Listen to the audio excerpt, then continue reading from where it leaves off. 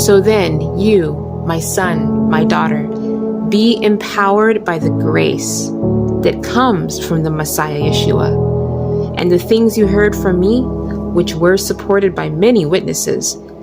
These things commit to faithful people, such as will be competent to teach others also.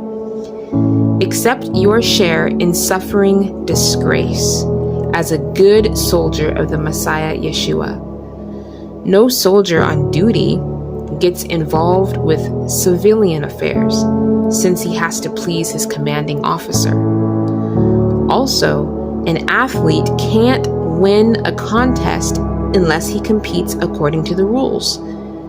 The farmer who has done the hard work should be the first to receive a share of the harvest. Think about what I am saying, for the Lord will enable you to understand everything. Remember Yeshua the Messiah, who was raised from the dead, who was a descendant of David. This is the good news I proclaim, and for which I am suffering to the point of being bound in chains. But the word of God is not bound in chains. Why do I persevere through it all? For the sake of those who have been chosen, so that they too may obtain the deliverance that comes through the Messiah Yeshua with eternal glory. Here is a statement you can trust. If we have died with him, we will also live with him. If we persevere, we will also rule with him. If we disown him, he will also disown us. If we are faithless, he remains faithful, for he cannot disown himself. Keep reminding people of this, and charge them solemnly before the Lord not to engage in word battles. They accomplish nothing useful and are a catastrophe for the hearers. Do all you can to present yourself to God as someone worthy of his approval, as a worker with no need to be ashamed, because he deals straightforwardly with the word of truth. But keep away from godless babbling, for those who engage in it will only become more ungodly, and their teaching will eat away at people like gangrene. Hymenaeus and Philetus are among these. They have missed the mark, as far as the truth is concerned, by saying that our resurrection has already taken place, and they are overturning some people's faith.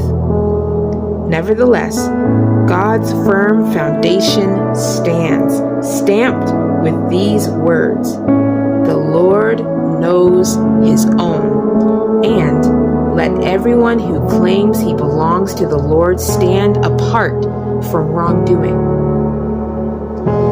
In a large house, there are dishes and pots, not only of gold and silver, but also of wood and clay.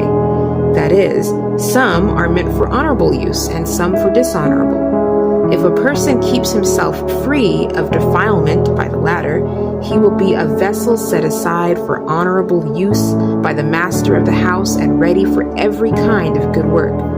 So, flee the passions of youth, and along with those who call on the Lord from a pure heart, pursue righteousness, faithfulness, love, peace. But stay away from stupid and ignorant controversies.